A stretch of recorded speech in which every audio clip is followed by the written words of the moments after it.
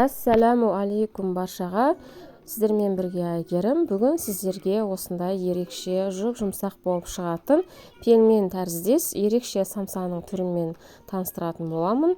Өте дәмді болып шығады. Алдымен менің каналыма жазылып, колокольчикті басып қойды ұмытпаңыздар. Сонда менің әрбір шыққан жаңа рецептімді бірінші болып көріп отыратын боласыздар.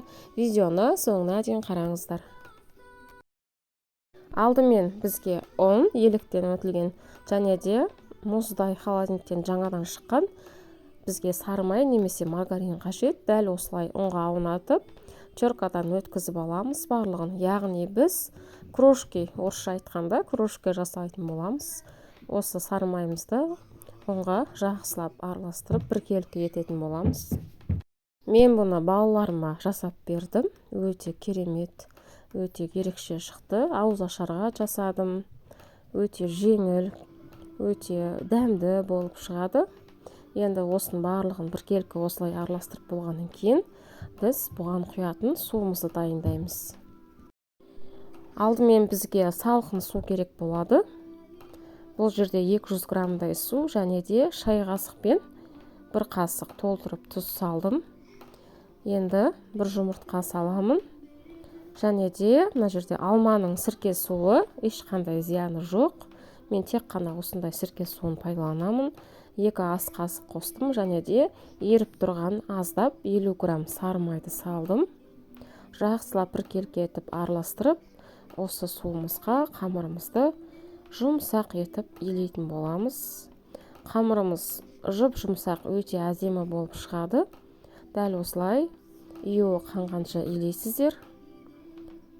Және де холодильникке кемінде жарты сағатқа қойып қоямыз.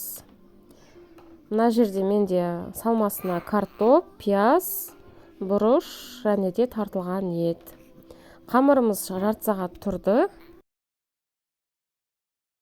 Осыларды бөліктерге бөліп, домалақ етіп аламыз барлығын. Және де бір-бірлеп жайып шығатын боламыз.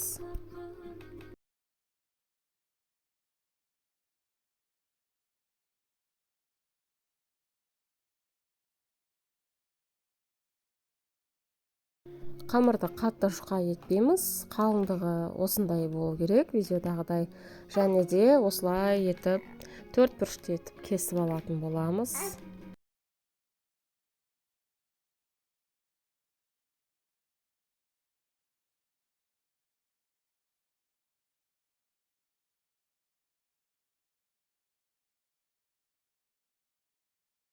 Және де дәл осылай пельменді қалай түйіп жатқан болсаңыздар, бұны да дәл солай түйіп, барлығын осылай түйіп аламыз.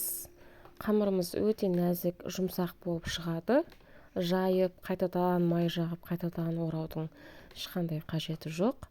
Енді осыларды шпажка таяқшаларымызға осындай 4-5, мен 5-ден жасадым. Осылай кигізіп шығатын боламыз барлығын. Өте ерекше әдемі болып шығады.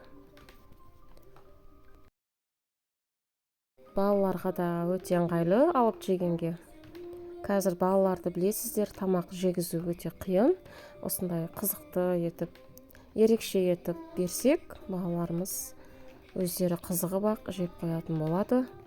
Дәл осылай барлығын жасап шығып, табамызға қойып, бетіне жұмыртқаны жағып, 220 градуста пісіріп аламыз қызарғанша. Осынша уақыт деп айта алмаймын, себебі әркімнің пеші әртүрлі піседі.